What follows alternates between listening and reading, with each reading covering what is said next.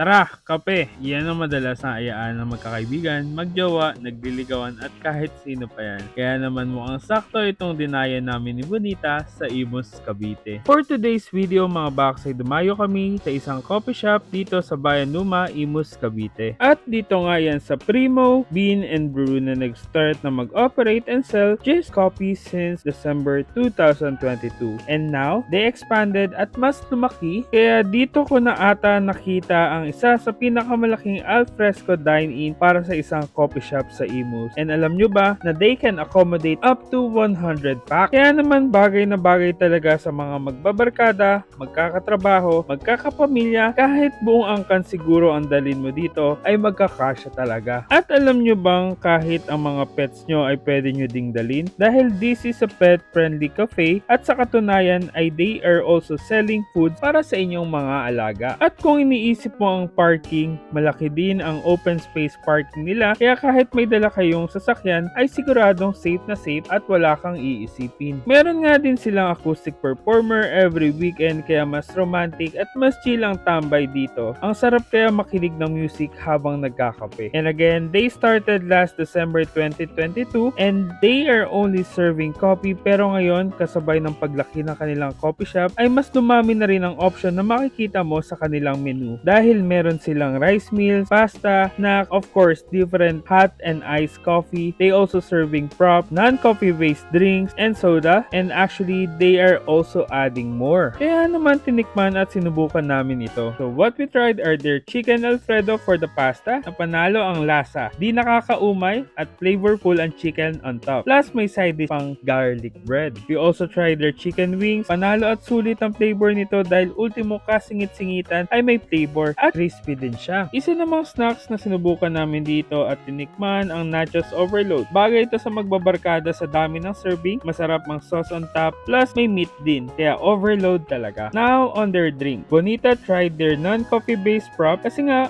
bawal siyang magkape. At nung natikman niya ay akala niya ay nasa isang sikat na coffee shop siya dahil sa sarap. We also tried ang kanilang bestseller sa soda which is ang lychee soda. Ang sarap lalo na kung chill at tambay ang hanap, bagay na bagay ito. And syempre sinubukan ko ang kanilang signature coffee, ang Primo's Latte. At ang sabi nga nila, best to drink ng hindi naka-straw. Bakit? Para ma-enjoy nyo ang sea salt cream na talaga nakadagdag sa flavor nito. And yung creaminess ng kape. I really enjoy the coffee dahil hindi talaga ako mahilig sa sobrang tamis na kape. At yung timpla nila, saktong-sakto sa aking panlasa. Plus, naging additional pa yung pagiging creamy nito. Kaya kung o-order ulit ako dito, I'm sure I will order again and again ang Primo's Latte. Oh, kayo ba? Alam nyo na ba kung sino ang aayain nyo ng tara, kape? Kung oo, sabihan nyo na at tara, dayo tayo sa Primo's Bean and Brew. Located nga sila sa Narpel Farm Compound, Bayan Luma 9, Imus, Cavite, and they are open to serve your coffee from 5 p.m. to 1 a.m. every Monday to Thursday and from 4 p.m. to 2 a.m. naman every Friday, Saturday, and Sunday. Oh, medyo kakaiba kasi chill na kape at food trip ang ginawa namin ni Bonita ngayon. Sana nag-enjoy at nadagdagan kayo ng idea kung saan nga ba masarap tumambay at magkape. At kita-kits ulit sa susunod namin na dadayuhin